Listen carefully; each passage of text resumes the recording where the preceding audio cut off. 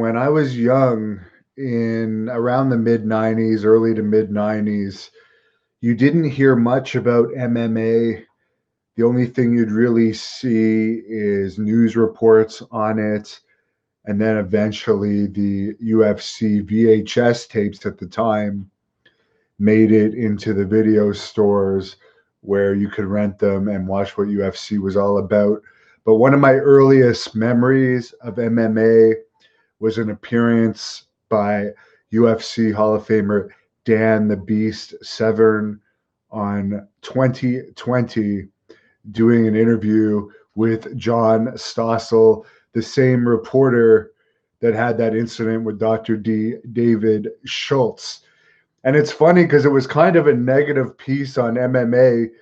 When you compare it to Stossel's piece on wrestling, he was kind of giving wrestling hell for being a sham and being quote unquote fake and phony.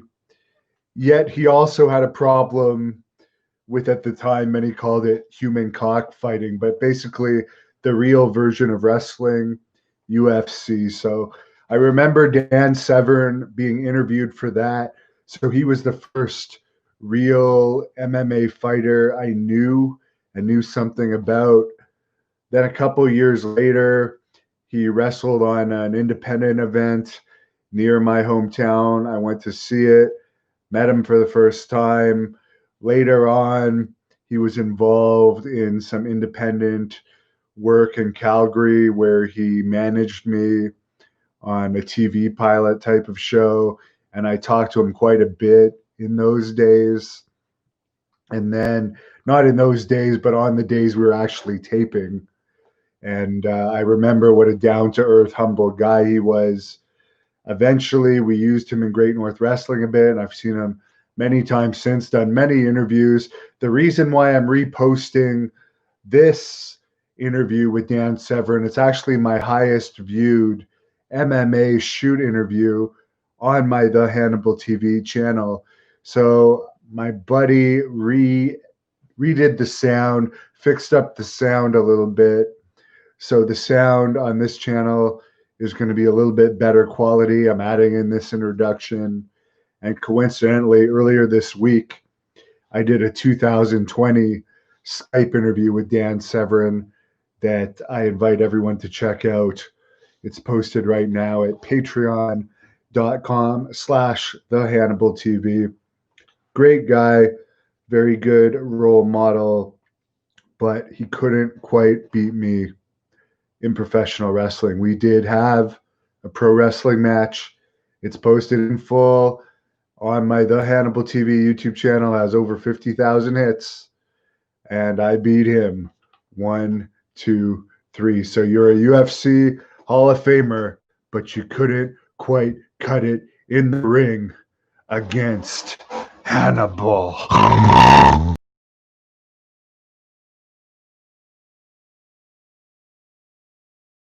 If you could just briefly go over your amateur wrestling career. Amateur wrestling. I've been an amateur wrestler since 1969. So start doing the math on that one. I started teaching amateur wrestling by 1971, my peers. And then by 1972, I won my first national championship. And so I always simply say, and when were you born?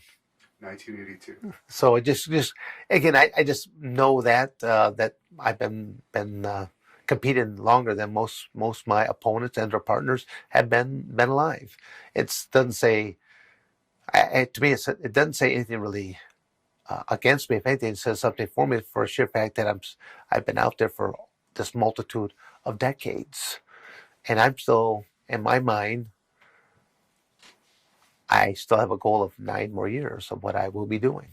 And even in that 9 years of still doing something, of being physically active, I will have transitioned myself into other sectors to where I will never truly retire. But I will transform more and more into that speaker, doing things on the corporate scale, things of that nature. So I already have, my life, I have it mapped out. I just have to live about 3 more lives on top of this one just to get the current to-do list done. So, would you say that winning the national championship, obviously, that was a big accomplishment? You also got second at the Olympic trials one year. Can you tell us about that? Ooh, you're opening Pandora's box there on that one, because you and I would not even be talking today had everything gone the way it should have gone for me in my amateur wrestling career. I would have retired back in 1984 as the Olympic gold medalist. That actually was my goal, but it did not work out quite that way. I ended up being the alternate, so I had to sit up in the bleachers and watch the man ahead of me win the gold medal without giving up a single point. Everybody that he went against, I had pinned in under 1 minute. So it was going to be the easiest gold medal for me to have ever won. Even that was at the 220-pound weight class. Even at heavyweight, Bruce Baumgartner was a representative. Everybody he went against, I had pinned and underneath 1 minute. So I could have gone at either or weight class and would have done just fine. But I'll say that is what then motivated me from that point on to pursue other endeavors. Jeff Blatnick, who was one of the play-by-play commentators for the Ultimate Fighting Championships through, let's say, UFC number 4, 5, 6, and about another dozen after that. He's no longer, Jeff's been gone for a few years now. Jeff was a former amateur wrestler as well, Olympic gold medalist in 1984, Greco-Roman wrestling at the heavyweight weight class. And in some of his closing comments that he said to me at UFC number 5, he goes, Dan, he goes, I was with you back in 1984. I know what you went through. He said, did you ever imagine in your wildest dreams that here by 1995 or 96, you would be the number one cage fighter in the world? I go, Jeff, no, I would never have imagined that. I said, just think, if the world would have seen me while I was in my prime, what real animal they would have saw. And how did you end up getting to pro wrestling? Because I understand that you were actually a pro wrestler before you were an Ultimate Fighter. Correct. How I ended up getting to become a professional wrestler, I had been approached by smaller independent companies through the mid-'80s. But had I turned pro at that time, I would have lost my amateur status and no longer would have been able to compete and try to make national teams, world teams, and ultimately an Olympic team. So I turned down those offers through the 80s. Well, as of the 1992 Olympics, a new ruling came down that allowed athletes to be both amateur and professional simultaneously, as long as you weren't involved in, say, a high school athletic program or a collegiate athletic program, because you'd still be governed at that time by the High School Athletic Association or the NCAA rules. I was well past my collegiate eligibility, so I could have my cake and eat it too. So that's when I first turned pro. I was the head wrestling coach of the Michigan Wrestling Club. The president of the club was a gentleman by the name of Dennis Kasperwitz. His professional stage name was Denny Cass. And so when business would be finished on behalf of the amateur wrestling, I would always stick around for another 15, 20 minutes, and I would pick his brain about the world of professional wrestling. And he painted a very dark picture about it. And he said, think about it. And he goes, if you still want to then pursue it, he goes, I'll help you. And basically, I thought about it, and I wanted to pursue it. And that's when he took me down to Lima, Ohio, and then introduced me to Body Slammers Gym, ran by the legendary Al Snow. And I guess you must have been a bit of a pro wrestling fan then, if you were... Watched it, I'd say probably more in my junior high years. Having 4 other brothers, roughhousing in the living room. And it seemed like to grab your brother, to airplane spin him half a dozen times, and then to body slam him on the couch seemed like the natural thing to do, taking out usually a lamp in the process, breaking a leg or two on the couch itself, on top of spring or two on the couch. But yeah, we enjoyed doing those kind of antics there, and then like I said, when '92 hit and this opportunity came along, I thought it would be my only chance of living a lifestyle of a professional athlete. So I thought, I have nothing to lose. Why not chase this dream? Was there any wrestlers that you kind of looked up to when you were watching it as a kid, or feared perhaps? Well, I mean, watching it, I don't know, the fear aspect I don't think really was there. I saw it all as the, well, I don't know, maybe I'll mix it up. There was the entertainment aspect that I was intrigued with, but at the time there was the Junkyard Dog, there was Bobo Brazil, there was Flying Fred Curry, there was Leaping Larry Shane, the original Sheik. These are the people that I was watching at the time, and I was thoroughly entertained by the different characters that were involved in this, because there was like no two wrestlers were the same. There would be the tag team action, there'd be the singles action. As I simply refer to it now, is professional wrestling is like a 3-ring circus with a side freak show, and it still is that. I mean, there's something in it for everyone. If they don't care for this aspect of it, they will probably enjoy this other aspect of it more, because there's scientific wrestlers, there's flyers, there's brawlers, there's everything that falls in between. And then, like I said, there's the tag matches, and then there's midgets, there's giants, women wrestlers. It has it all. What did you think of the original Sheik, being from Michigan? He was obviously a huge superstar there. Well, I did actually end up wrestling on his promotion on a few different occasions with his brothers and that. And then his nephew, Sabu, also, getting to know him, being on shows with Sabu, and actually wrestled Sabu a few times. So, was he like his character in real life? I understand he was. Which one are we talking about right now? The original Sheik, Eddie Farhat. Me personally, I never met him. Oh, okay. I never met the original Sheik, so all I can say is I really couldn't tell you whatsoever. But just. Well, what are your memories of Sabu then? Well, there's probably only so much I want to say on tape, and then that'd be more or less probably saying off tape. Let's just say that I'm actually kind of surprised she's still alive, because of the risk that he continues to take. My stock, when people ask me about professional wrestling, I travel with 4 belts. 3 from the Ultimate Fighting Championships and 1 from the world of professional wrestling. I have my own copy of the NWA belt that was given to me by the legendary wrestler. Boy, I can't believe it just did that. Luthez. So, as much as what Ric Flair would always like to claim to be the man, Luthez was the man. And to have been able to meet him in Japan, him and Billy Robinson at the same time, they came from that old school of wrestling where, the strap would always be put on a shooter. And so that from those old carnival days, when the announcer would be standing inside the ring alongside the champ, and he'd be announced that any man, woman, or child that could last 5 minutes with the champ gets $10,000. That was a legit announcement being thrown out the crowd, knowing that whatever poor local would come out of that crowd into that ring, that champ was going to put down hard and fast.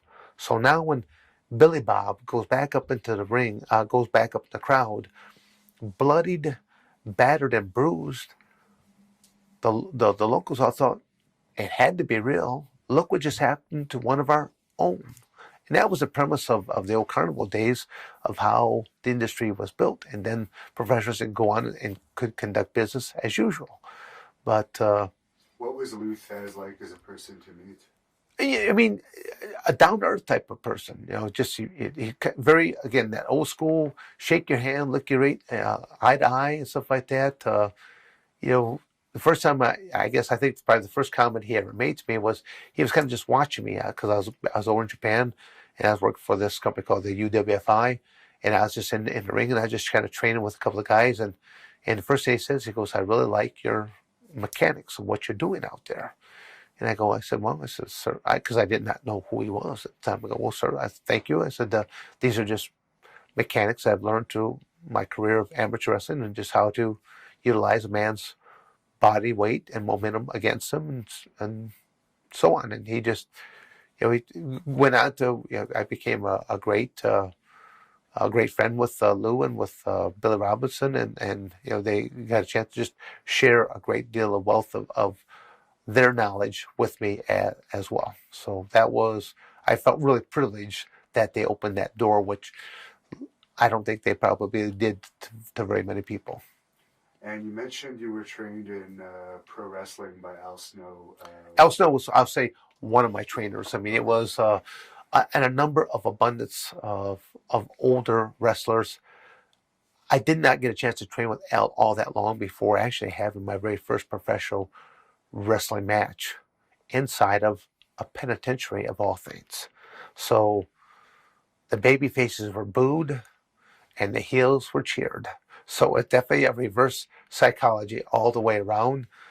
Um, and then ironically, I mean, talk about, they talk about a Brock Lesnar being a crossover. They talk about how Ken Shamrock has gone from MMA fighter to professional wrestler and back again. But a lot of people, again, they don't understand he was a professional wrestler before, just like myself. I was an amateur wrestler, professional wrestler, and then going into the cage fighting type stuff.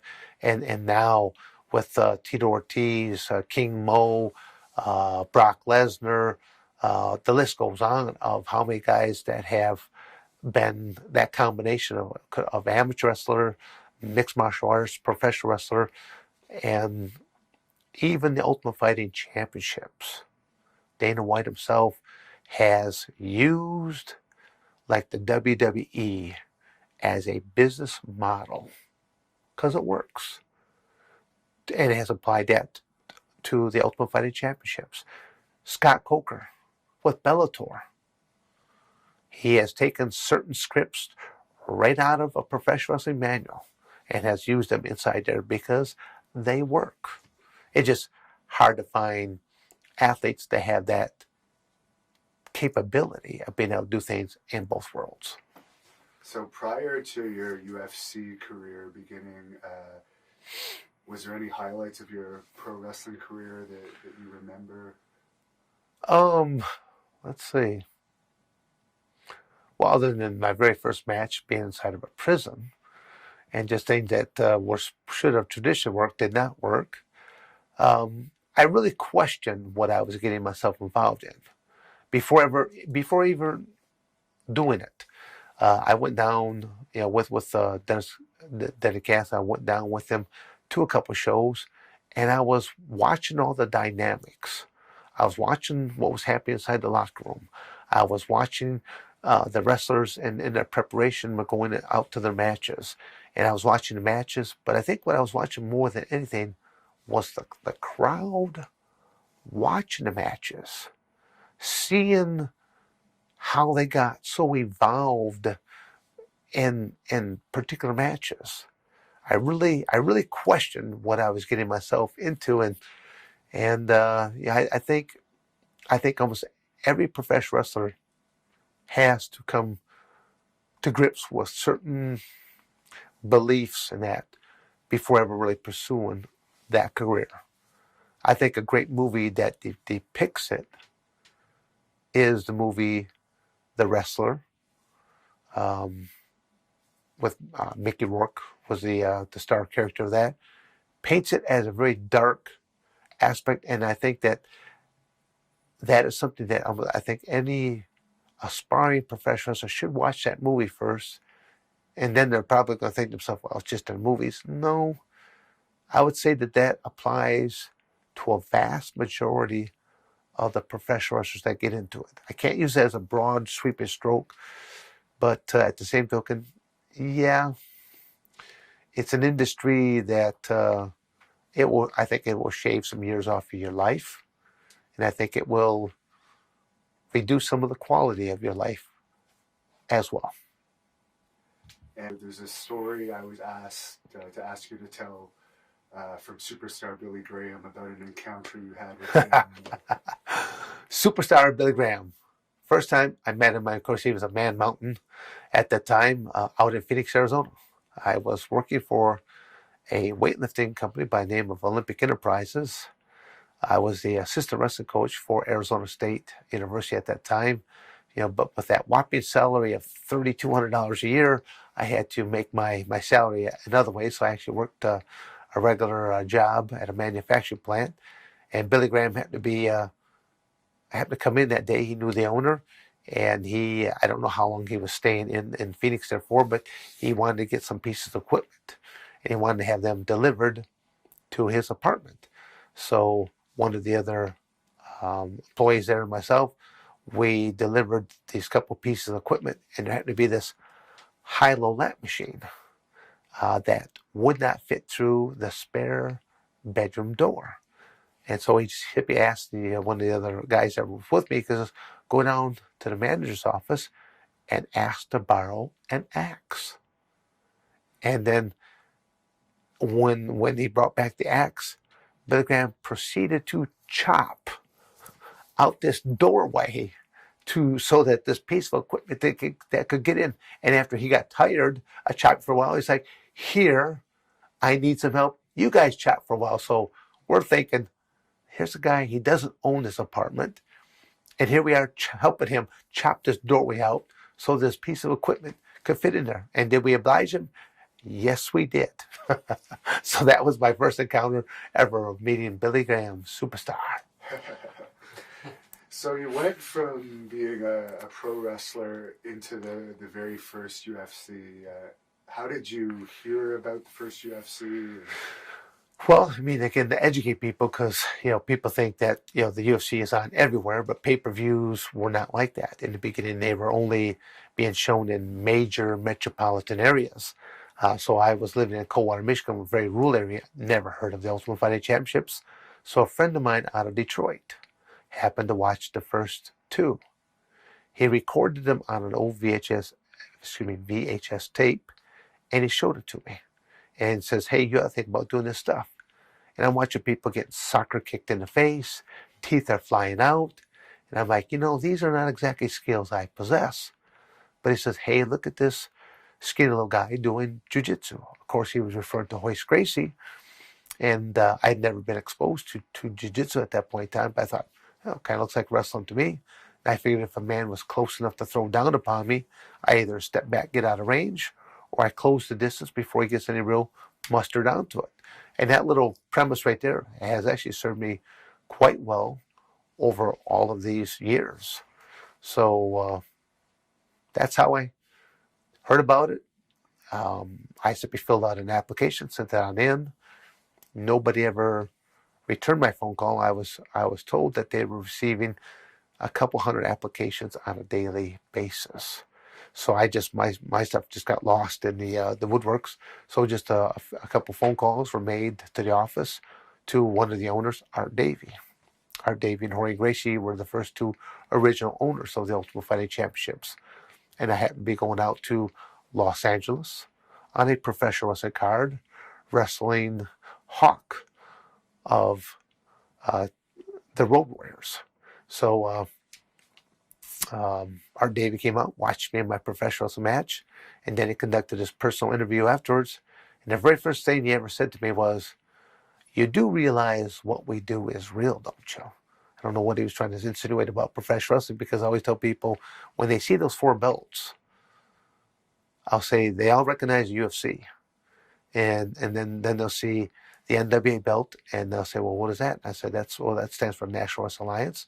It's a professional wrestling belt. And they're like, "Professional wrestling?" I go, "Well, kind of like what you would see on television, WWE, TNA." And they're like, "Wow." And they'll say, "You mean the fake stuff?" I can say, "Well, no professional wrestler ever likes to use the word fake, because to be picked up and to be bodily slammed, to be hit with chairs," I said, that takes impact, that takes force, and there's trauma to the body. I said, my stock answer about professional wrestling is, professional wrestlers are some of the most incredible athletes doing some of the most incredible athletic maneuvers without the aid of a safety net. Okay, now with that said, I go, you see these 4 belts here. You do recognize these 3 back here, the UFC belts. I said, what you might be surprised to hear is I've been hurt far worse for that one single belt there for the world of professional wrestling than I have been in all 3 of these belts combined. And that boggles their mind. So you were accepted, obviously, into UFC 3, I guess it was? 4. Yeah, number 4 is my first one. Okay, and what was it like going into that? Were you nervous at all? Did you know what to expect? What was? Well, no, actually, I don't think really I was nervous at all because I had no time. I only trained for 5 days, an hour and a half a day, and that was just because my workout partners got too tired too quickly. My training camp was actually held down in Lima, Ohio, at Al's Body Slammers gym. A professional wrestling ring was the closest thing that we could come to a cage. Not like nowadays. I mean, back then there was only one cage in the world, and it was owned by the Ultimate UFC. Now, I'll bet you can go into almost any community and you will find a cage somewhere in somebody's gym or a section of fence in someone's gym that you can work on cage wall tactics and that. But at the time there wasn't. Professional wrestling was the closest thing I could come to. And so I went down there with Al and a couple others professional wrestling proteges. And they had one pair of old boxing gloves between the 3 of them. They simply just rotated. Once you got tired, you traded the gloves off the next guy, and he traded them off the next guy, and they would punch, kick, and do whatever submissions that they knew of to me. And I just kept avoiding being struck and used my amateur wrestling skills to clinch, throw, take down, and just simply slap on amateur wrestling moves and make them scream or squawk.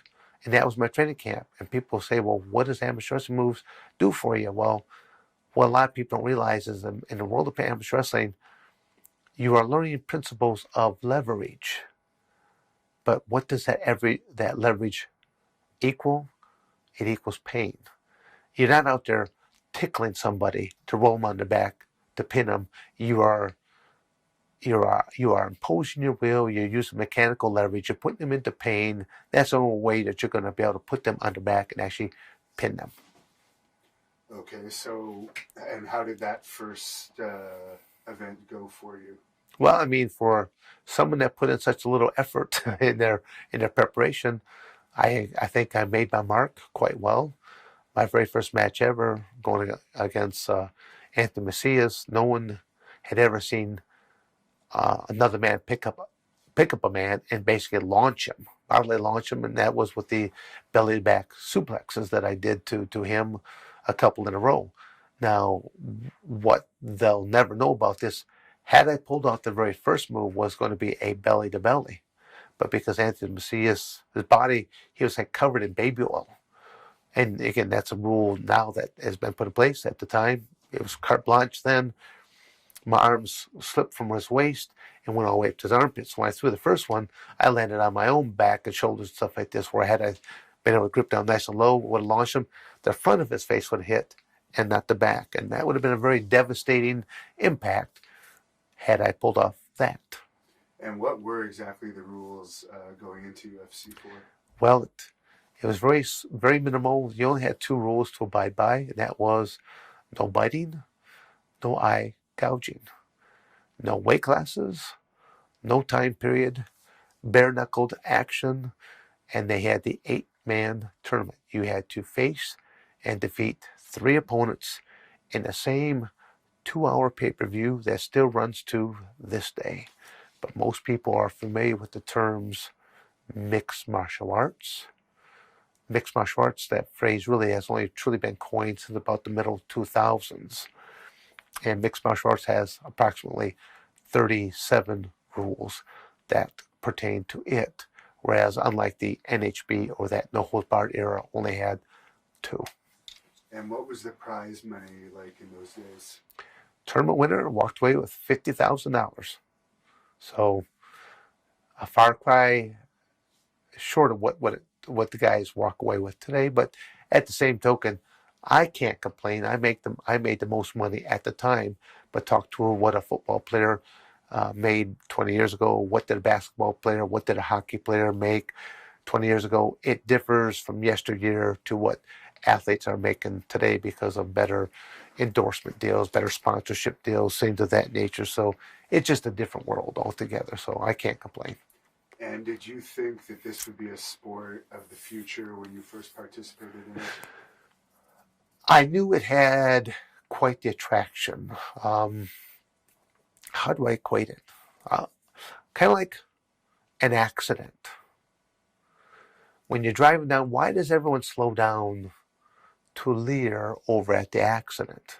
They don't want to look, but they look, nevertheless. When I had that first VHS tape that was given to me, it might be, I might have just put it in, one of my buddies might have just stopped by just for a moment, just to drop a tool or something like that off that he had borrowed from me. But he catch a glimpse of what was on the television. He goes, "What's that?" All I know is that they were in a hurry just to swing by, just to drop some off because they had to rush right on.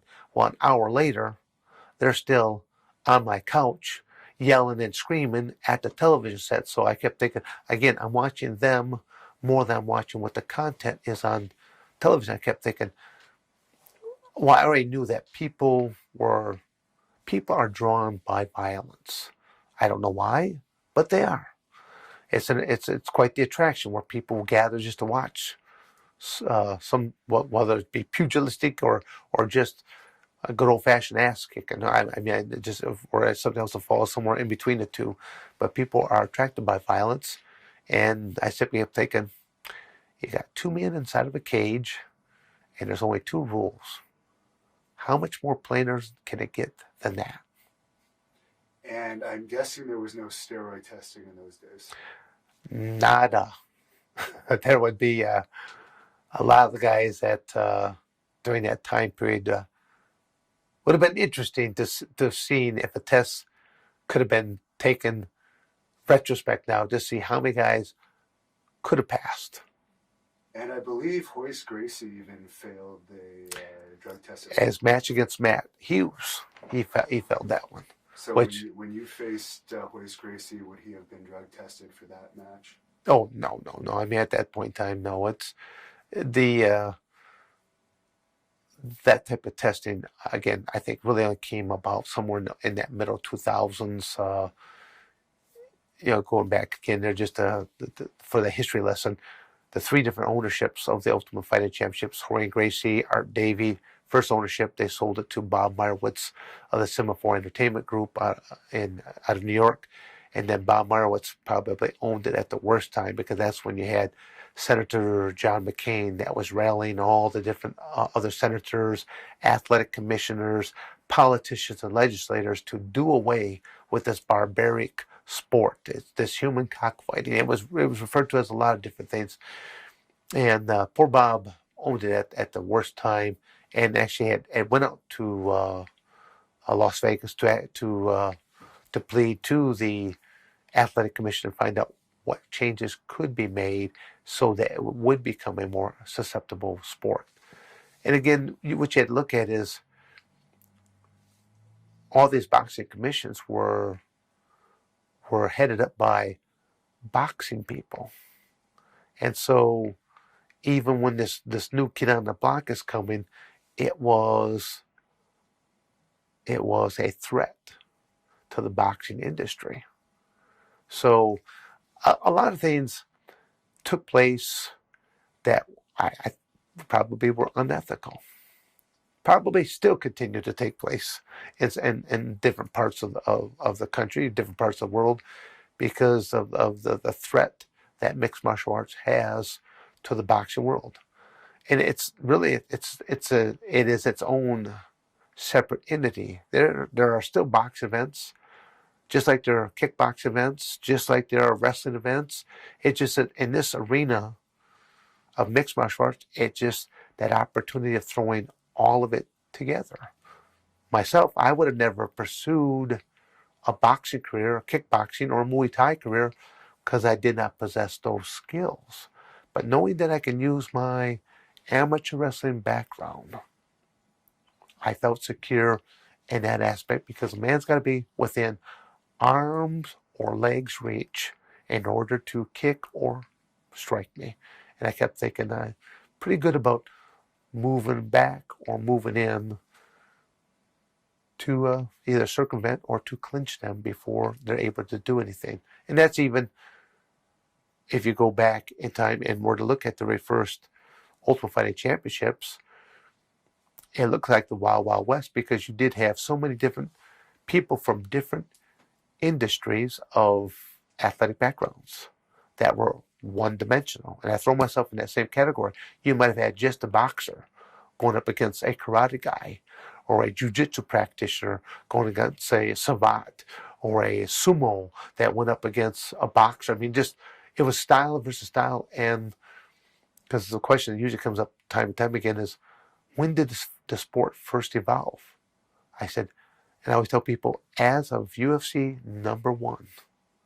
Because as people are watching this and they're realizing you're okay if you're on your feet and you got all this striking power, but what happens if you get clinched or taken down? And so the the grapplers, which was the category I fell into, we had to learn defensive mechanisms, how not to get hit, or one or two things to learn how to strike on out to where you can get to those clinches, jam them against those cage walls, or get those takedowns. And then the strikers realize, well, I'm okay while I'm on my feet and I have space. But now I have to learn survival skills, how to defend from being taken down, how to get off those walls, how to get back up off the ground. So the sport started evolving from the very first event to 21 years later. You have strikers that can grapple with the best of the grapplers and grapplers who can strike with the best of the strikers. So the sport has gone a complete 360 revolution, and it's only been around 21 years. My prediction, even way back then, I said, wait until the sport has been around about 23 to 25 years. Because now you have that young man or woman that has grown up with the sport that is now 23 to 25 years of age. They took Taekwondo, they took Judo, they took boxing, they took Muay Thai. They immersed themselves in so many different sports. They might have even did a youth MMA program. And now they've got almost 20 years of experience when they are walking into their cage for the very first time. You're going to have the athlete of the future, not only just skill-wise, but because there's supply and demand. There are so many athletes trying to move in this market. What's going to separate you from the rest of the pack? And I think you will start to see those cage walls used in ways you would have never imagined. I mean, as it is, you've seen people use their toe, like I call them like monkey feet, the way they can actually walk up them and help turn themselves over. You've had some people already that if you're pursuing me backwards, bounce off this cage and come up with a Superman punch, a flying knee. Now that you're seeing people step off and do head kicks, I actually think it will go on to the next evolution. And again, it's an extreme type of scenario I'll paint, but I can make you mad in a match. And you pursue me across that cage. And literally, I run right up the cage wall, do a complete backflip, slap on a rear naked sleeper hold on you, and before my feet ever touch, have you knocked down out. Now that's giving you an extreme example, but I think that's where this sport is heading towards. So you're talking about the big changes in the sport. A guy that had a lot to do with that was Dana White. You want to just give a quick opinion of? Well, Dana White, I mean, he is the face of, he is the voice of the Ultimate Fighting Championship. I could be wrong in my percentages here, but I believe he owns either 10 or 11% of that company. Now, that 10 or 11% has made him a very wealthy man. And then the rest of the company was held by the Fertitta brothers, together all known as Zuffa. Stations Casino is where they were primarily what they were based out of Las Vegas. And they lost a great deal of money before ever getting that industry off to the races. I think they were close to $100 million or more in debt. I think it was actually closer to 200 million in debt. And again, I don't remember what those exact figures are, to the point that they actually were thinking about selling that off. But once they cut that deal with Spike Television, and that very first Ultimate Fighter show took place, you had the match between Stephan Bonnar versus Forrest Griffin, that for 3 5-minute rounds, two young men just knocked the dog crap out of each other, and people couldn't believe how these two guys just kept striking each other, and yet they were smiling at each other and just kept it on going. And people were attracted to it. And I think both guys have been inducted into their Hall of Fame, do that one match as well. And you actually fought Forrest Griffin once. You have any memories of that? Well, the very first time I was ever asked the question, so what are your memories of fighting Forrest Griffin? I go, Forrest who? Because it's like, when he fought Forrest Griffin, I go, I did? And I go, I mean no disrespect for Forrest, but the victories just blended. And that's where today's viewer of this, or today's athlete, won't understand this, because the mixed martial artists of today on a professional level may only fight 2 to 3 times a year at most.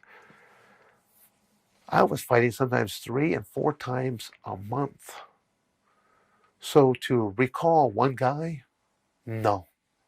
Now the losses, they are etched straight up here, because I can remember right at the point where I either mechanically let down something or I mentally let down on something. Those are etched into my mind. The victories, all blended.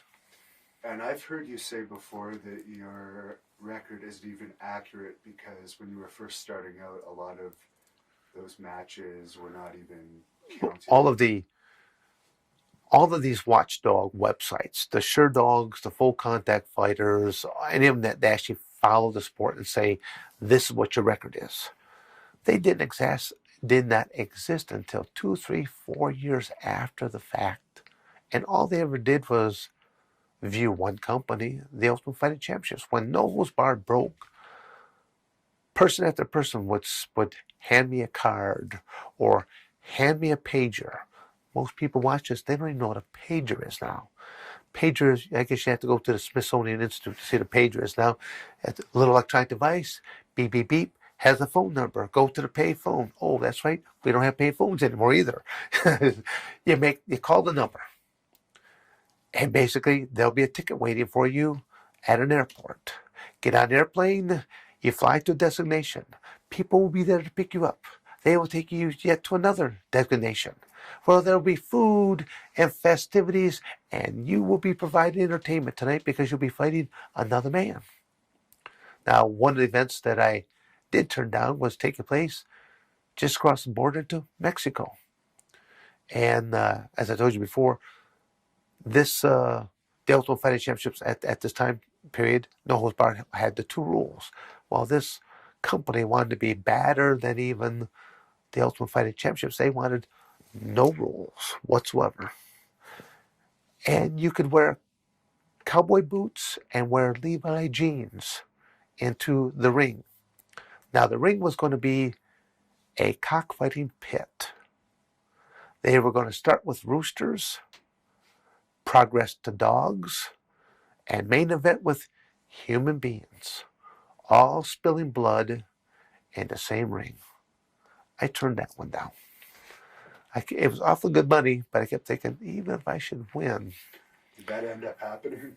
No, I turned that one down just because I kept thinking, even if I should win, would I make it out of that arena, or would they find my body a few days later, maybe in some alleyway or something like that? So I turned that one down. So how did you end up in the WWE from UFC? Well, I mean, as I said earlier, going from amateur wrestler to professional wrestler, then into cage fighter. I even though I was working for the Ultimate Fighting Championship at the time, I'm going to say that realistically, I only was working with them for a handful of matches. When No Holds Barred broke, all kinds of other companies started popping up left and right. On any given month, I could be on the road for easily 20 plus days, but I might be off doing a cage fight one weekend.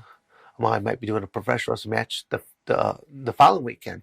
I might be teaching an amateur wrestling clinic here, a freestyle clinic there, a Greco-Roman clinic here, a mixed martial arts this, a submission grappling that.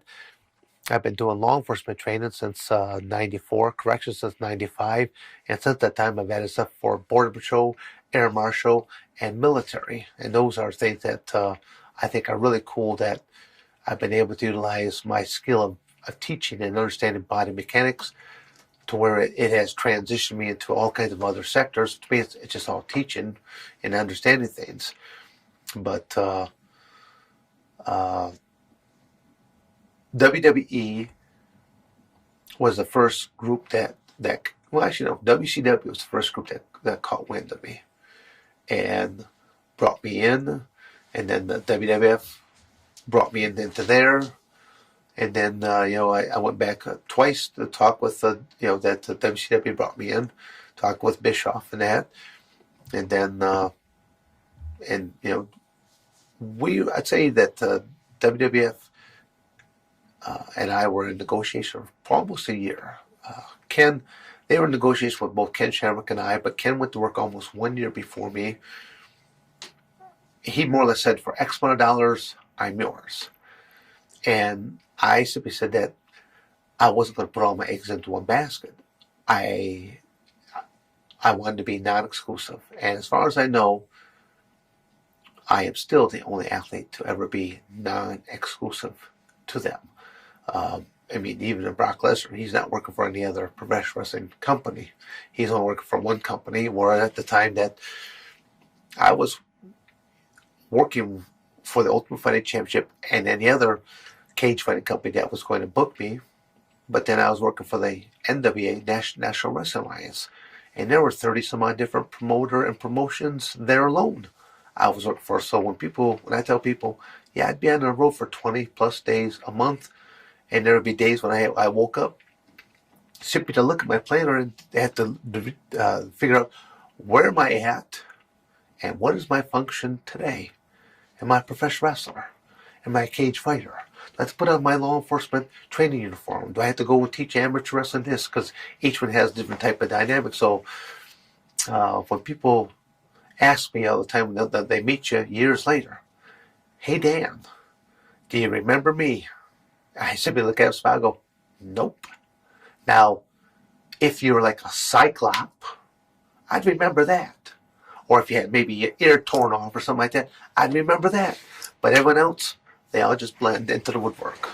So you still had cage fights while you were in WWE? Oh, yeah. Well, part of my deal I had with them is I knew my schedule, a minimum of 30 days ahead of time. So when I would fly into, let's say, New York City for a match at Madison Square Garden, I knew that ahead of time, so that I may fly in earlier that day.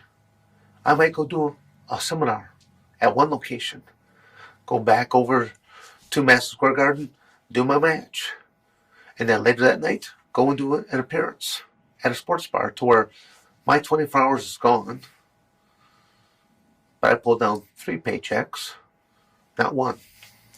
So, to me, I thought that was just smart on my part. But at the same token, once we finally came to an agreement and we're in the office, here I am with Vince McMahon and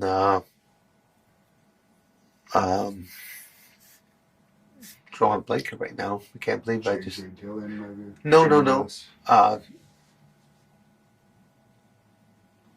One of the best players, Jim Ross. Boy, I just can't believe. I look at his face in my mind, it just couldn't come out. Jim Ross in there, and basically, papers all been signed at the point in time. We're in there, doing shaking the hands, slapping each other back, and more conversations taking place, and a couple of different dates were thrown out there. And then Vince finally just stops and goes, "Well, so how old are you, Dan?"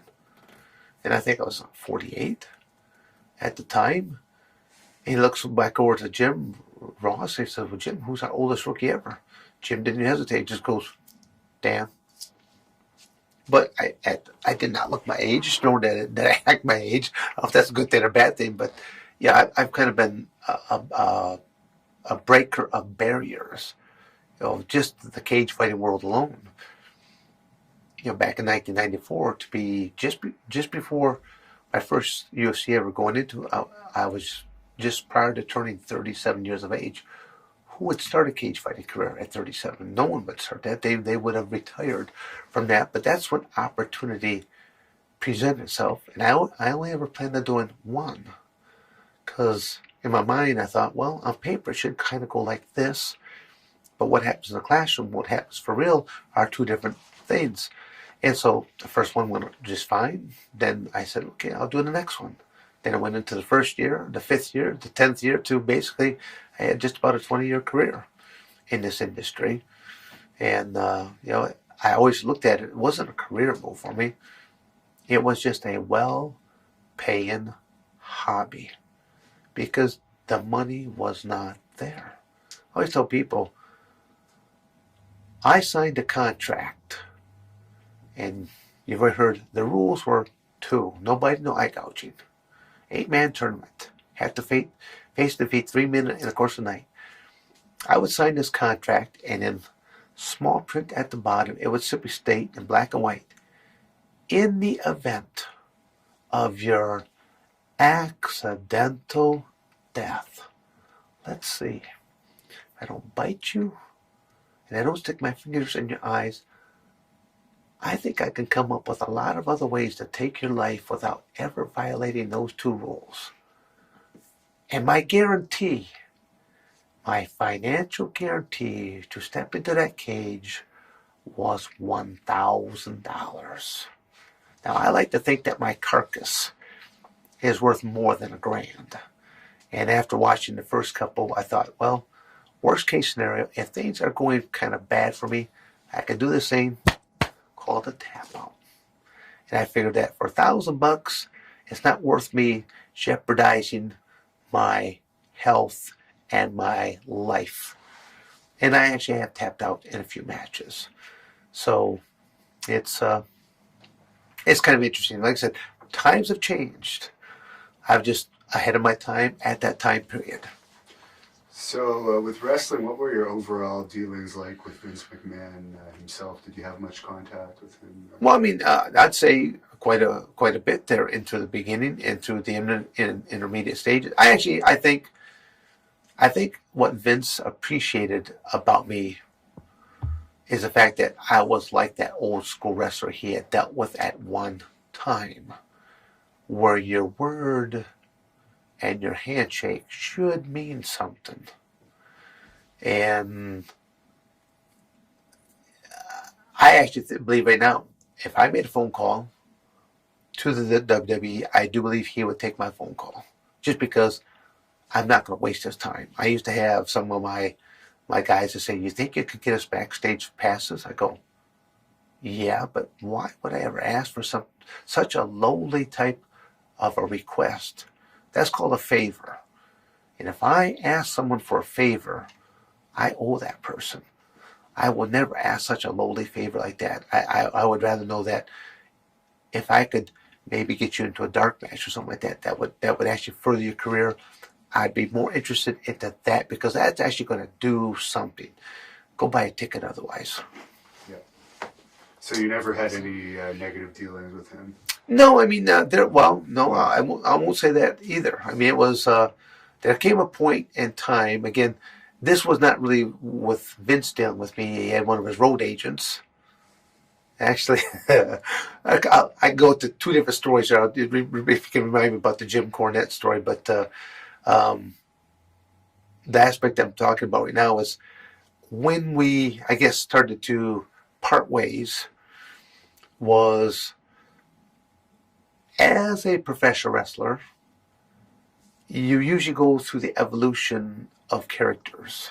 You may start off as a babyface, the good guy, and odds are somewhere along the line you've got to turn into the heel, the bad guy. And that's the evolution of the sport. You've seen Hulk Hogan wearing the yellow and red, as being, everyone's hero to him, being an NWO, wearing the black and white and having, his face shadowed in with what looked like a beard, but it was basically just whatever makeup from Halloween. There is what took place, but he still had the white mustache to go with it. But that's the evolution of a professional wrestler. And when I first came on the scene, I was basically known as a babyface, just a no-nonsense kind of babyface. Didn't have to wear no ridiculous outfits. Matter of fact, I wore the same stuff from the Ultimate Fighting Championships, and I didn't cut any ridiculous promos and that. And so now I've got one of the road agents pitching me an idea. We want to put 666 across your forehead. Mark of the beast. We want to make you an Undertaker disciple and this and that. And as they're going on, I'm like, time out. Not going to happen. I live in small town USA. I don't want to have any repercussions against my family, nor my businesses, nor me. I said, I want to know that I can have my family out to dinner, and I'm not going to have some crazy youth pastor or something like that coming over there trying to sprinkle holy water on me because they're buying into a certain storyline here. I said, I already had some preconceived ideas of what I could do. Well, but I never got a chance to pitch my ideas. And then all of a sudden the road agent goes, Dan, we could start using you poorly. I go, what does that mean exactly? He said, well, we could start having you lose matches. I go, that's true. You could ask me to lose a match. But then I pulled out that contract. I go, where does it say on my contract I have to lose to anybody? What if I walk into your world of fantasy and turn fantasy into reality? Which one of your so-called stars, or how many of your so-called stars am I going to make look pretty darn silly out there? And the Royal Rumble was coming up. And it even crossed my mind, WCW is still in existence. Maybe I'll go over and talk to Eric Bischoff and to say, when it's time for me to exit that ring, I'll turn fantasy into reality. And I'll clear that ring, just busting up everybody and their brother, and then every 90 seconds waiting for fresh meat to come on down. Now, this is live. This is pay-per-view. Now, with sheer numbers, they'll get me out of that ring. But they haven't got me out of the arena yet. What could that have been worth for one night? I think easily $1 million+ dollars. But some people might not have ever booked me once again, but at the same token, maybe other groups would have booked me even that much more. Because I show people really what a word should be worth and not being dicked over on things. There's right ways of doing business and there's wrong ways of doing business. And I was being wronged, and I know how I could have made it right. So in the end, things worked out amicably. I say financially, and I had to do that goofball gimmick because the reality is, had I done something like that, and then all of a sudden the WWF would have dropped me, that's all people would have ever remembered of me. And I'm thinking, it took me too long to build my legacy, to go out doing something like that. To me, it's like, even Vince made the comment, goes, how much money you can make? I go, Vince, I already made money. That's not why I'm here. The UFC had no type of notoriety. More people found out about the UFC. The UFC ought to be sending me dividend checks because I've been one of their best goodwill ambassadors for continuing to spread the will about mixed martial arts, about that company itself. And but like I said, I'm okay with all the business decisions and what I've done in my past. So Jim Cornette was managing you at that time. So yes. You want to just tell a story about? Well, I will, and that's kind of ironic because by next weekend, March 7th, I will actually be in Wilmington, North Carolina for a professional wrestling tribute to Jim Cornette. And so I started jotting down, jotting down a couple of notes there because they want me to be their MC, and I know why. And it's a dirty job because different speakers are going to get up there and they're going to go on forever. I've been to the Cauliflower Alley banquet there too, and there's some of these people that have not been out in the public's eye in a long time. And they get up behind that podium, and you can literally see the years melt away, and they are reliving a moment as if it was happening last night. But that last night might have been 30, 40 or more years ago. And so I've witnessed Terry Funk have to do this job there in the past, and he's got a good sense of humor about him where he has to walk on over there and chuckle yuck and just say, and have to help them off the stage. So I kept thinking, well, I don't think that this should be that bad, but I will be more or less the MC / enforcer of this. But the whole aspect of this is that Jim and I's life have encountered each other on a number of times over the decades. And that was kind of ironic to have been for my very first belt ever in professional wrestling was in his promotion, Smoky Mountain Wrestling, and to have done a match with Chris Candido. And that's where I ended up getting the NWA belt first put on, and then having brought out to the Ultimate Fighting Championships by Dennis Carluzzo, but then meeting Jim Cornette again in the WWF, and then again in the Ring of Honor. I mean, it's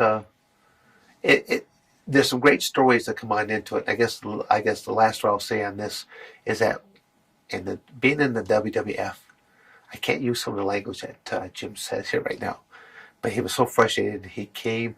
I happened to be sitting in the cafeteria because the typical rule of conduct there was they wanted the talent to show up some more between noon and 1 o'clock. They would feed you catered meals, stuff like this, and they wanted you there so early. I wanted to figure out why. It didn't take me too long to figure out. It's because it was like a babysitting job. Because of the characters that were involved, they didn't, first off, would try to find out who actually is going to show up. And if you did show up, and what kind of condition would you be in? Would you be underneath the influence of who knows what? Did you get hurt? Or did you lose your entire costume? You couldn't believe me. I looked at it as a glorified babysitting job. You could show up in some of the worst type of shape, and they could dust the circles out from underneath your eyes because they had, cosmetic type of people. They could dye your hair. They could put together an entire new costume for you if you lost yourself. It just kind of boggled my mind. I kept thinking, what a band of derelicts. And this is just a babysitting type of monitor. I go, where else could you guys get paid this to do this? And so when Jim was there, he came by me, and he's like, Dan, he says, that creative team, he goes, and they frustrate me so bad. He goes, they don't have a clue what to do with you. He goes, to me, you're the best gimmick, just be it you. Just go down there, carry the belts, don't care about the belts, toss them off the side, and just dismantle people. This was before there was a Bill Goldberg in WCW. And ironically, it wasn't until maybe half a dozen or so years back I met Bill for the very first time. We had lunch along with a few other people, and as we get to know each other, halfway through lunch, he reaches over, taps me on the shoulder, and goes, thanks. I go, well, for what? He goes, dude, I was you. I go, what? He says, I watched you in the Ultimate Fighting Championships. He says, I mimicked you. I'm like, wow, that was pretty cool for him to say that to me. So, I mean, I kept thinking I was a Bill Goldberg and who's next and all that before there ever was a Bill Goldberg. So, were you disappointed overall with how your run went there, or? I'll say, me personally, was I disappointed? I mean, no, I made an awful lot of money in a very short period of time. Did they underutilize me? Yes. There was so much more that they could have done with me, but I think the sheer fact that they had no controlling mechanisms over me. I was carte blanche. I could do whatever I wanted. I only had to work so many dates for them. Average wrestler, I think, worked something like 170 or 180 dates a year. I worked 60. And I was not exclusive. I could work for anybody else, including an arch rival. But at the same token, what they don't understand is they're talking to an old school kind of guy. Are you going to bite the hand that feeds you? No. Not someone that has integrity and intelligence. No. Now, I have seen some of the derelicts. I'll let you fill in the blank as to who you think I'm talking about right now, that they continue to hang on to over the years, that they've had to put in and out of rehab multiple times, and that they keep bringing them back and paying them outlandish money. Where else can these guys get a job like that? That you allow to screw up time and time again. No other industry. And I'll say that professional wrestling has taught me an awful lot, but it does not follow the most basic principles of business 101. And you feuded with Ken Shamrock in WWE. You want to just talk about your history with Ken Shamrock, kind of in Ultimate Fighting, and then the feud that you had in WWE? Well, again, that's where I think that feud was kind of like magic and made up from the Ultimate Fighting Championship in the beginning, and it was an easy carryover into the wacky world of professional wrestling. Did I ever really have a feud with a guy? No. And to me, it's like I come from a world of amateur wrestling competition, and to me, it's I'll shake your hand before, I'll shake your hand after. No hard feelings of what's about to happen, and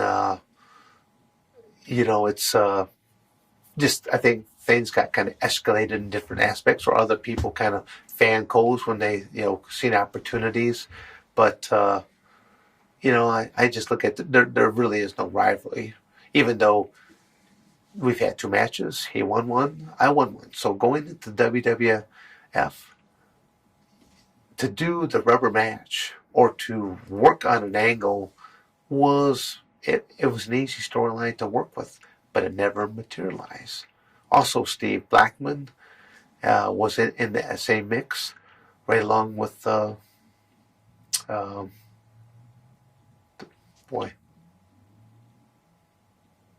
Hart.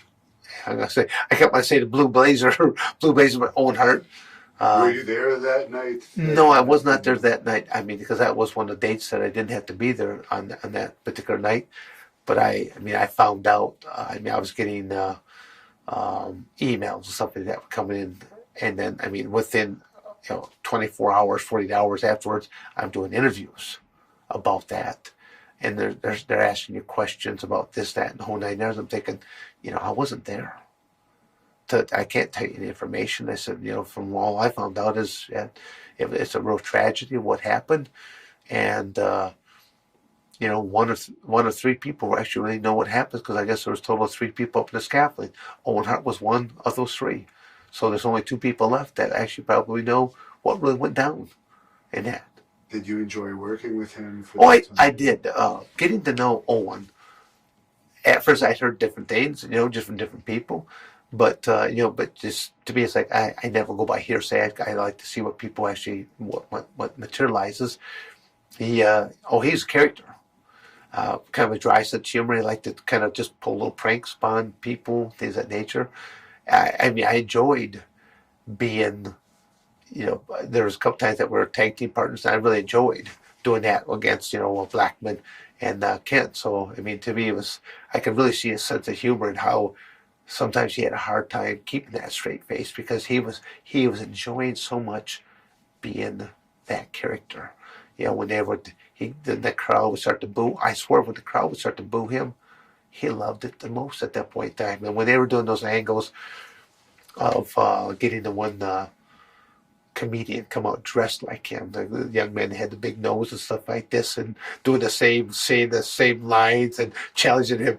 You could always see that Owen had a hard time just keeping a straight face while the magic of professional wrestling was taking place. And that's what it was. Those were just magical moments. And was WWE doing steroid testing at that time at all? No. Because you mentioned, I've seen you mention in previous interviews that you think it's possible that Shamrock could have been on something during your... Possible?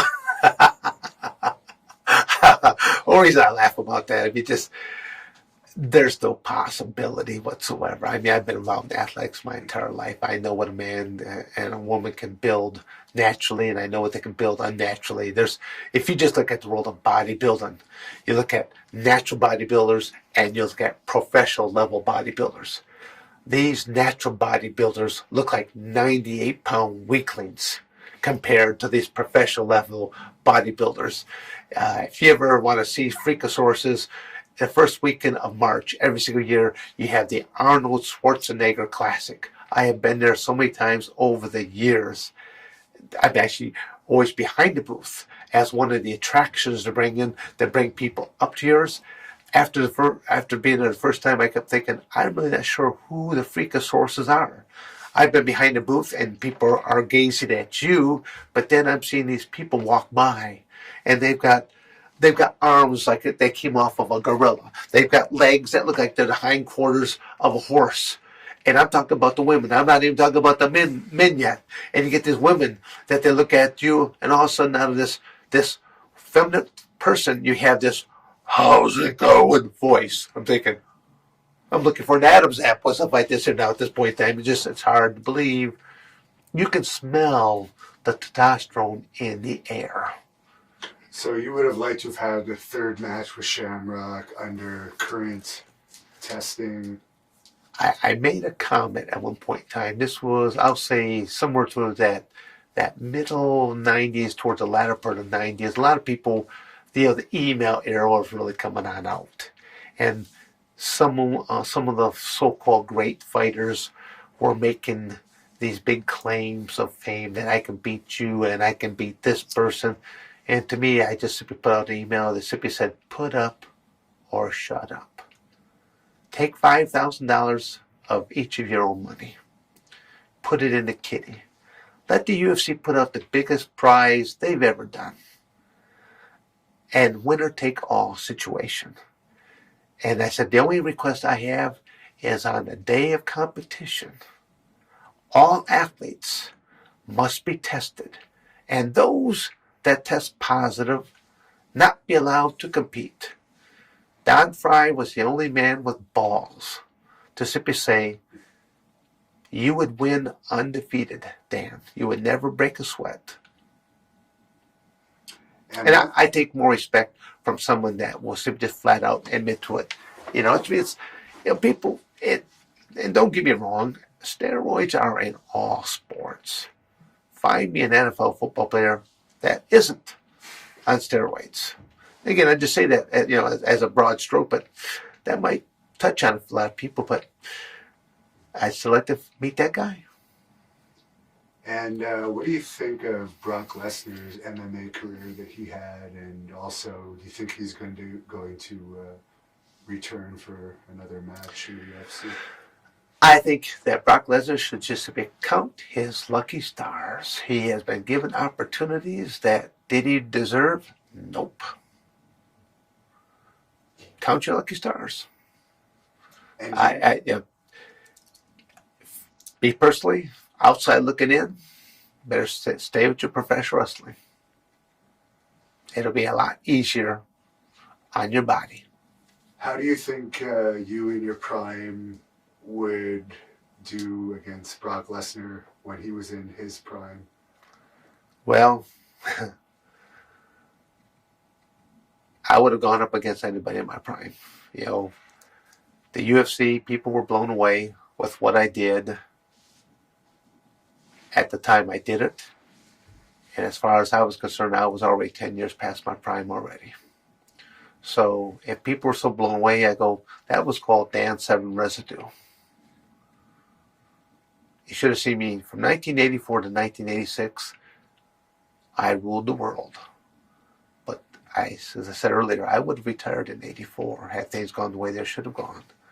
For the next 2 years, I had to exercise some demons within myself. I had to sort of come to peace with myself. And I did it at the expense of a number of opponents. And I ended a number of people's careers, probably even crippled a few people, legitimately. But I know how far the body is meant to bend before it breaks. Did I do anything illegal? Nope. But then again, you'd be surprised what you can do with a good old power half, to where you can actually take a man's shoulder right out of socket. And I've done that. So these are demons I'll live with, but not really too proud of that portion of my career. But had politics not prevailed, it would have been a whole different story of my career. We wouldn't be sitting there doing this interview right now. But I always say that life kind of throws you curveballs, some dead-end roads, and how do you as a person respond? Do you just lay down and cry and give up? Or do you pick yourself up, dust yourself off, and climb right back in that ring one more time? Do you think MMA is still getting more popular, or do you think it's reached its pinnacle, and as more sanctions come in, it's going to be harder to develop stars? And No, I think that the sport of mixed martial arts has more room to grow until there is a Super Bowl style annual event, until there's a WrestleMania style event for this, where you can take the top heavyweights from various promotions, the top guys from Bellator versus the top guys from the UFC versus the top guys from the Gladiator Challenge versus the top guys from King of the Cage, and on and on. Then the sport might reach a utopia. The biggest problem there is dealing with owners' egos. Oh, and Ken Shamrock versus Kimbo Slice prediction.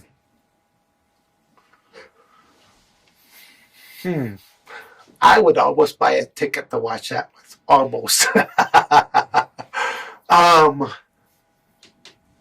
You know, I will give the stand-up game to Kimbo Slice. Ken will have to get to a clinch. Ken will have to get a takedown. If it goes around, it's Ken. If it stays on the feet, it's Kimbo. Again, I'm not saying that just be mean people. I'm looking at what I feel both people's strengths are, and that's the beast prediction. Excellent. Yeah, I got one question for you. What's your proudest moment in your entire professional and amateur career, if there was one? Yeah, I can't. There would never be one thing I could ever point out. I've been writing a book for well over a decade now. The problem is I have too much content. I have over 1,000 pages, but on one page alone, I might just have 3 or 4 lines that'll simply say something like Leipzig, East Germany, Russian negotiations, lots of vodka. Now, those 3 or 4 lines represents probably a 15 to 20 page story. First off, there is no East Germany anymore.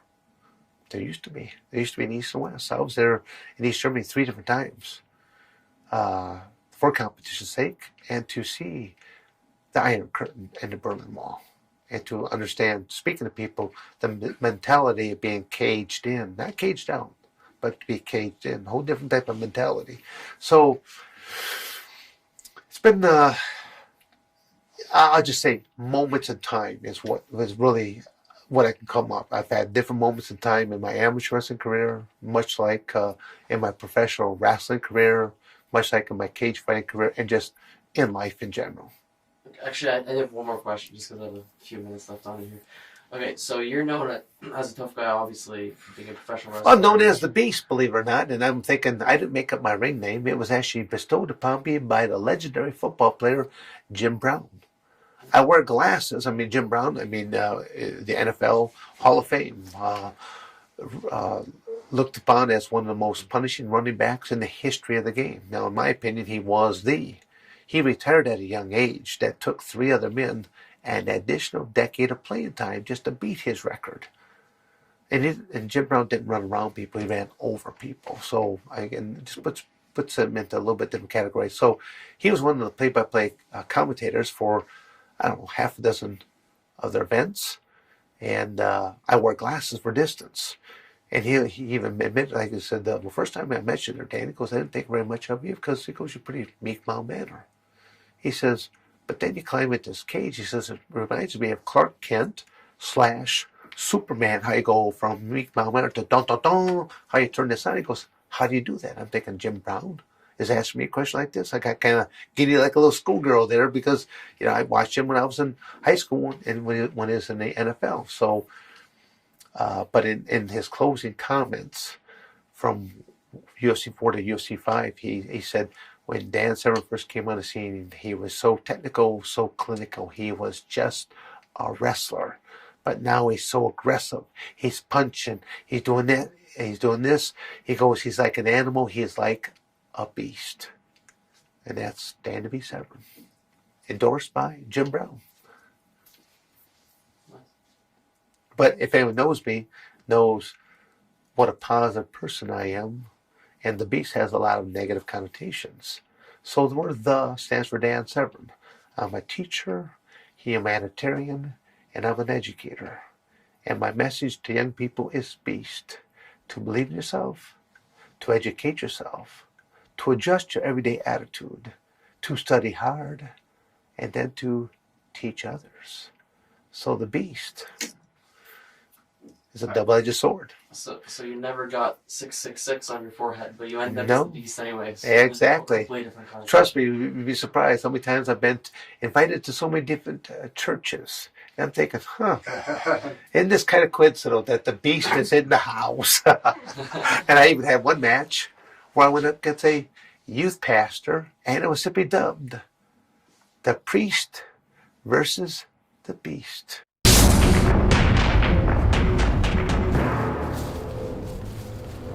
My name is Hannibal the Animal, and I am the Great North Wrestling Canadian Heavyweight Champion, Dan the Beast Severn. On February 28, 2015, at the Robert Hartley Arena in Hawkesbury, Ontario, you are going to be challenging me for this title. It's not going to be an easy match, Mr. Severn. It's going to be a very tough match. How tough, you ask? Why don't you ask AJ Styles, the last challenger for my title? His career is in a place like this right now. After wrestling me, I beat him so badly that he ran away. He took his New Japan Pro Wrestling title and ran out of the ring like a coward, like a chicken, like a pussy. Mr. Severn, I know those words do not describe you. You've beaten Ken Shamrock. You're a veteran of over 130 professional MMA fights. You're a tough guy, but you're not tougher than me. You have not faced anyone like me. In February 28th in Hawkesbury, Ontario, it is going to be a massacre. That tonight, to me, is probably the biggest match in Hannibal's career, in Canada's history, and in all of professional wrestling for Great North Wrestling. That man right there is going to be putting that title, the Canadian Heavyweight Championship, on the line against one of the most legitimate competitors that he's ever stepped in the ring with. The mood here is different than any other night probably in my entire career with Great North Wrestling. The mood here is one of intensity, and there is a presence. It's a tangible presence, and there are a lot of questions that are written across this guy's mind, and I know all throughout this vast audience's minds of what exactly is going to happen here. Here you have Hannibal, the taller of the two, got a longer reach, maybe a little quicker, but on the other end you got Dan the Beast Severn, got a lower base, a legend in wrestling, a legend in MMA, a legend in the UFC, as both men squaring off like two old Western cowboys shooting at the half. And here we go as they lock up, and there you see shoulder after shoulder into each other's chest, just trying to vouch for position here. And who's going to win this exchange as Hannibal pushes Dan the Beast Severn right off into the corner and screams, "Who's the man?" And Canada lights up with life again. Doesn't Hannibal look to be in great shape? You can see he's gaining here. He's getting bigger than he's ever been. And here we go back to these shoulders again, trying to shoot the position to see who would get the better of the two. And Hannibal there clearly overpowering Dan Severn. And there you see bewilderment written across the face of the Beast. And of course Hannibal is on his game for sure. Dan says he'll give him one. Hannibal says, "You don't have to give me one, I'm going to take it." And that's the attitude that both of these men have. They're not going to give anything. They're going to take back into the collar and elbow. Dan the Beast Severn goes around to a go-behind now in a waist lock, and Hannibal trying to break free of that position. As he does so, and Hannibal reverses around into a waist lock all his own. And here you go, Dan the Beast trying to break the hold. It's going to be interesting to watch both men fill each other out here, trying to determine the best approach. There you see Hannibal trying to maintain it as he's going for a single leg here. But Dan the Beast is grabbing. Dan's going for a single leg back over into a front chancery, and now both men just vouching for position as they're shooting. They're shooting now for the best position that they can get as Dan uses his leverage there to push Hannibal back in the corner and a clean break. Quite interesting, I must say. All the stuff that's been said leading up to this moment, and then a clean break over in the corner. I have expected Dan the Beast to knock some teeth out of Hannibal's face. Dan admonishing the referee for something. Now Hannibal goes down. He went low. I thought he was going to take him off his feet, but we're back into the waist lock, and Hannibal rolls him over now. He's got him down to the mat, takes him around into a front chancery, and Dan was able to reverse, and he's got him in a hammer lock. Both men, once again, not quite knowing what to expect from the other, and then going back to work on that arm. And then if you see here, just that extra little bit as he pushes all of his weight down across the face of Hannibal. And of course, you know, Dan the Beast Severn knows that Hannibal's not going to submit in this position. The entire idea here is to humiliate Hannibal, to take him out of his game, to show him, well, yeah, you know, you're not going to be able to take me off my game. But Hannibal was able to roll out of that and then take him around and back into an armbar of all his own. And Hannibal's really reaching down there on that shoulder and elbow, right in that joint. Dan Severn in some trouble, but Dan was able to take him over. And Hannibal hit his head hard, if you notice, right there on the canvas, and Dan takes him around into a headlock. And the Beast is being a beast. I'm curious to see if that headlock is going to have any effect on where Hannibal hit his head on that canvas. It clearly looks disoriented here. And this is such a unique match to call from Hannibal. And pardon me if I seem out of my game, but I've never quite seen anything like this. As Hannibal, you know, wait a minute. There's the Hannibal we know! Lighting Dan the Beast Severn up from the gill. Wait a minute, Hannibal now going to shoot Dan in. Dan coming off the rope. Big clothesline, nearly tore the head off of the Beast Severn. Hannibal down into a cover. 1, 2, and no! Dan Severn kicked out. I didn't think that he would beat him so easily, but certainly, no doubt about it, Hannibal came close, and now Hannibal is going to lay his body weight across the shoulders of Dan Severn in this headlock, and now he's going to wrap him up. Almost into an octopus here. Oh, look at this interesting variation of a headlock, keylock, octopus stretch. This is such a unique hold, and that's what Hannibal is known for outside of professional wrestling, is being able to lock a guy up, being able to tap a guy out. But here inside Great North Wrestling, all we've known of Hannibal for so many years has been this smash mouth style that just decimates people. Maybe this is respect. I don't know.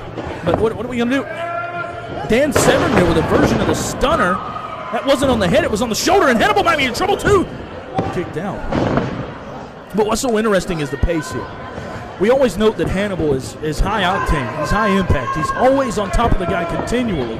But this time it's a little different. It's Severn there with a judo throw, And Hannibal looks like he might be in trouble. And Severn, if he would just get on the guy, would capitalize. But once again, you can see maybe a respect that Severn has for Hannibal as he's trying to try to learn the guy, because the biggest mistake you can make is rushing into something. But now here you go, Dan Severn not rushing into this situation as he's just choking the man, and the referee needs to get in there and break that up. Hannibal now goes to the midsection, big forearm right across the back, clubbing axe handle, and Dan Severn now in trouble, and Hannibal back into the headlock. I'm not sure, but the feeling that I have here is that Hannibal wants Severn to tap, and Severn wants Hannibal to tap. That headlock is wrenched in tight. You see Hannibal there using his forearm to just wrench it in even deeper, but Severn fighting back with that heart the size of Canada, I would say. Hannibal saying he's not so tough, but clearly we know he is, and there's a big clubbing forearm to the chest, and that's the Hannibal that we know. Another one of those huge chops just lighting the chest up of Dan Severn, and now Hannibal gets ready as he shoots him in, but Severn reverses. Hannibal off the ropes. He comes in. He's got him up. What is this going to be? Oh, a big variation of the backdrop, and now Severn's got him in an arm bar. Hannibal might tap. Look at him. He's going to pop that elbow out. Hannibal's in trouble here. Severn's got that thing locked in deep. Hannibal. What is Hannibal going to do? You hear him writhing in pain. Wait a minute, Hannibal going for a head scissors here. And he may be going for a triangle choke somehow. No, Severn had to break the hold, but man, Hannibal was inches, and I mean inches from there. What's going to happen here? This is so interesting because both men are trying their hardest to get in. Wait a minute, he's got him back? No, he doesn't. He doesn't have that arm bar in there, but I certainly thought he did. Now what's Severn going to do? He's got that arm hook behind Hannibal there. Clearly his object of affection is Hannibal's arm as he's just trying to wrench that thing, and now he's driving knees to the body. There's a European uppercut. I don't think he got all of it, though, and there's Severn chopping Hannibal back in the corner. But Hannibal's going to answer back. The question is could Dan Severn withstand the assaults that we've seen Hannibal just destroy people? Wait a minute. Out of the corner with a belly-to-belly, and Dan Severn goes up and over, and Dan Severn might be in trouble. Hannibal just dragged him right to the center of the ring here. Hannibal would have this thing. He's got Severn. The referee's in position. 1-2. No! Severn kicks out. You almost have the sense that Hannibal has a bit of concern here because he's never quite stepped in the ring with anyone like Dan Severn. Hoists the big guy up, lays him down for a slam, and now he says that's it as Hannibal's getting ready for something. Is it going to be that elbow that we've seen far too many times? He's finished everybody with this elbow off the top. Not only so, he's going to finish Dan Severn here. That's his goal. That's his plan. He's climbing the top rope here, and we're getting ready for this abomination elbow. And there it is. No, but Severn got out of the way, and now Hannibal's in trouble. It's been a slow match, but it's been a back-and-forth match.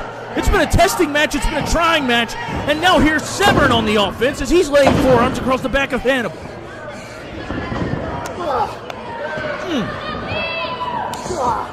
You can hear those European uppercuts laying into the chest and neck area of Hannibal. And Severn's giving chase over into the corner. Now he's going to take Hannibal off. He sends him into the other corner. Severn gives chase. Hannibal meets him with an elbow, and Severn may have been knocked out cold.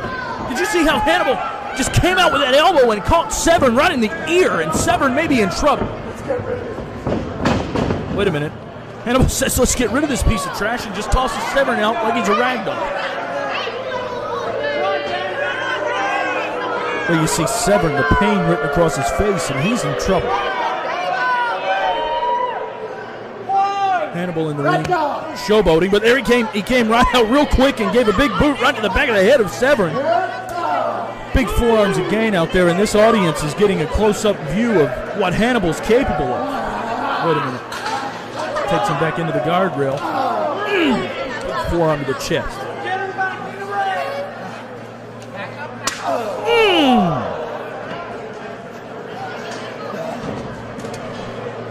Severn now in the ring. Hannibal, I can't get over this feeling. You hear the silence literally written across this crowd and the silence here. It's just this feeling of no one knows what to expect. I almost want to say, Hannibal's had this great long run. Oh, Severn now chopping back. And they're fighting for position here, but Severn's going to continue to work over Hannibal. Now he just throws him right on the canvas. Oh, big chop.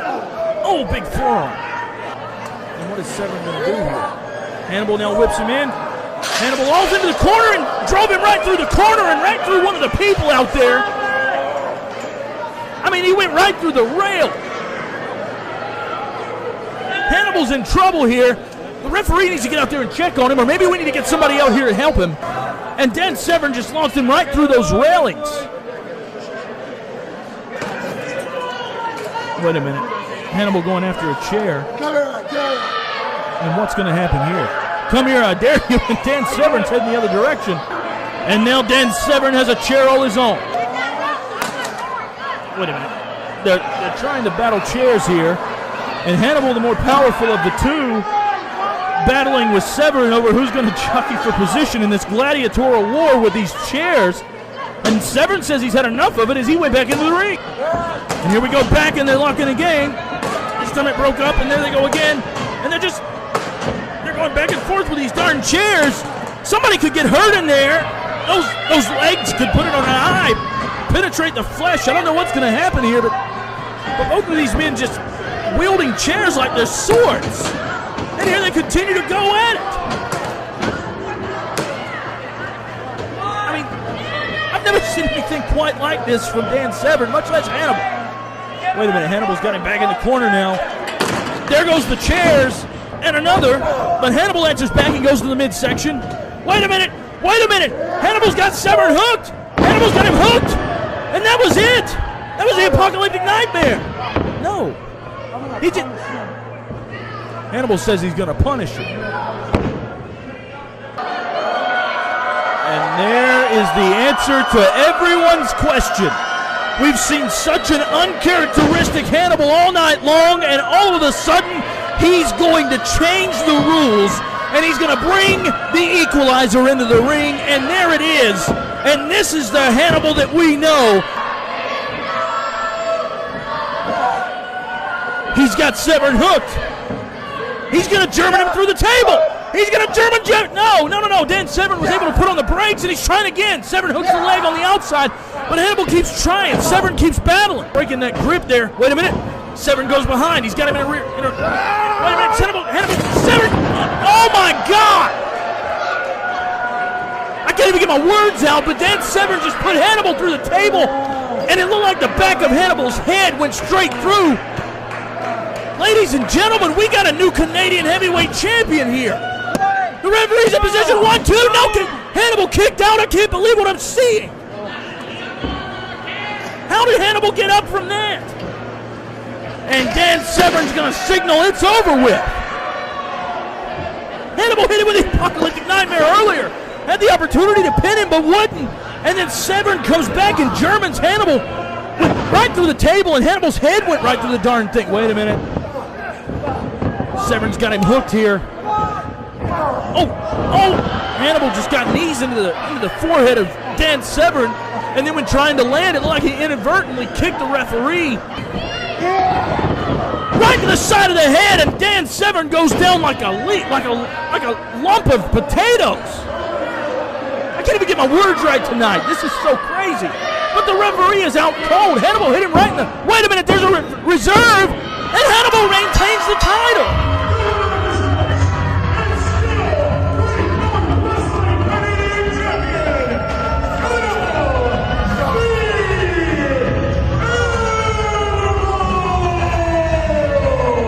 Thank you for watching the Hannibal TV. Please like this video if you enjoyed it, and click the subscribe button to not miss any of our latest shoot interviews, match videos, or news updates. Support us on patreon.com for $1.99 a month to watch our full shoot interviews ad-free and help our channel grow. Follow us on Twitter at the Hannibal TV for instant updates.